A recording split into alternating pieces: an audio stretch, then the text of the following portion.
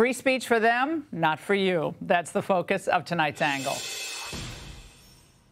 All right, America's left hates all things that Americans have generally supported, like Israel.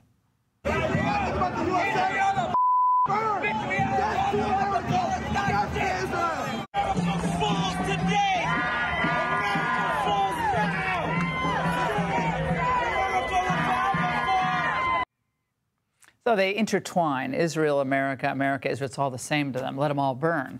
Now, let's imagine the reaction of the Biden DOJ and FBI if thousands upon thousands of America First Republicans organized protests that shut down the major freeways and bridges in places like California, New York, Chicago, disrupting air travel, car travel, and shouting these hateful chants about, let's say, illegal aliens and Biden himself. Well, we know what would happen to them. There would be a big press conference. It'd be probably called by some slick DOJ prosecutor. He'd announce his task force and the nationwide manhunt for the offenders. Literally days after this event happened, we have already opened more than 170 subject files, meaning these individuals have been identified as potential persons that committed crimes on the Capitol grounds. Just the gamut of cases and criminal conduct we're looking at is really mind-blowing. The marching orders by federal law enforcement was to find, fix, and charge these individuals as fast as possible. Of course, the media would lap it all up. They would nod in agreement as they did to Shurin. They'd talk about how hateful the crowd was, veins bulging. There'd be talk of possible RICO charges, conspiracy to violate civil rights. The absolute maximum punishment would be thrown at these protesters to put as many of those protesters in jail for as long as possible. That would be the goal. Some might be held in solitary confinement for months.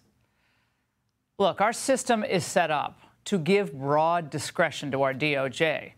It's supposed to be equal justice under the law, so discretion isn't such a bad thing. But in recent years, that principle has been shredded, and we've seen investigations colored by politics. It's very dangerous.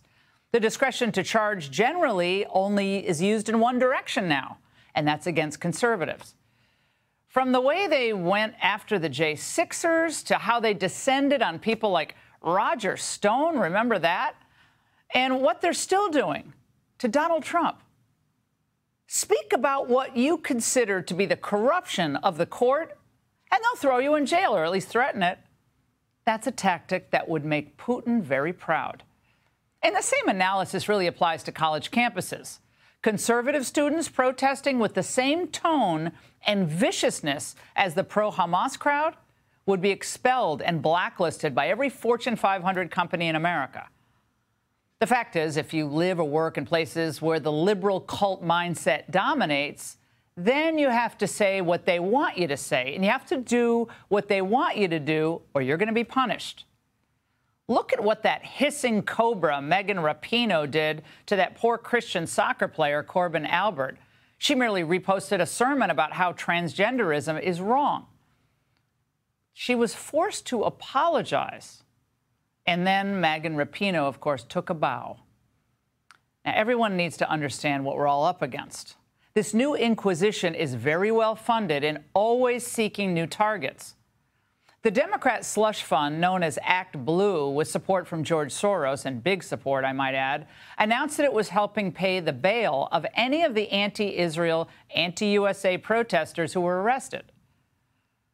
Well, of course, the Europeans and the Canadians, they're suppressors of free speech. They've been at this game for a lot longer, and of course, the results there are a lot more shocking. Today in Brussels, the National Conservatism Conference was shut down by authorities. As Nigel Farage took the stage for his keynote, Belgian police arrived outside. Emir Keir, the mayor of the district where the event was being held, said he had issued a shutdown order to, quote, guarantee public safety. He added, the far right is not welcome in the city. Yeah, just the anti-Semites. Well, a few true liberals in Europe came out against the shutdown, but not many. And we all know that in their heart of hearts, the far left of today believes that certain people should not get free speech. MSNBC, CNN, they're always reminding everyone that they're only going to take a Trump event if the news of the day requires it. Let me just tell our viewers, so I don't startle them, what we're doing. We have made a decision on this first day that if Donald Trump comes out and starts talking, we might want to listen to him for a little bit. We're going to do something. We're going to do it together. I promise we're going to come out of this if he starts lying or threatening people. Others are urging that Biden not debate Trump at all, as we just said with that quote from the Atlantic magazine, especially bad because they're just essentially saying that he's subhuman, he's evil, and he doesn't deserve to be treated like a real candidate. Talk about election interference. Now, freedom of speech still exists for the left, but not so much for the rest of you. In fact, I think most sensible people, when you talk to them about these issues, if they have a traditional set of beliefs, or slightly traditional set of beliefs even, they just get used to self-censoring. They watch what they say all the time. It's the only way to avoid having their kids shunned at school or maybe even losing their jobs. Look at what happened to that poor senior editor at the taxpayer-supported NPR. After blowing the whistle on the pro-Democrat bias among what is overwhelmingly a liberal executive workforce staff there, his bosses suspended him. How's that for all things considered? Now, we're not dealing with the old liberals anymore. Get used to this. They used to relish debate. They were proud to be free speech absolutists. Today, the landscape is filled with landmines. And those landmines are planted by ruthless anti-free speech radicals. Say the wrong thing, associate with the wrong people, be in the wrong place, and yeah, they want you blown up. It's time to expose them as the sniveling cowards and wannabe tyrants that they are. It is time for all of us, each and every one of us, to be fearless.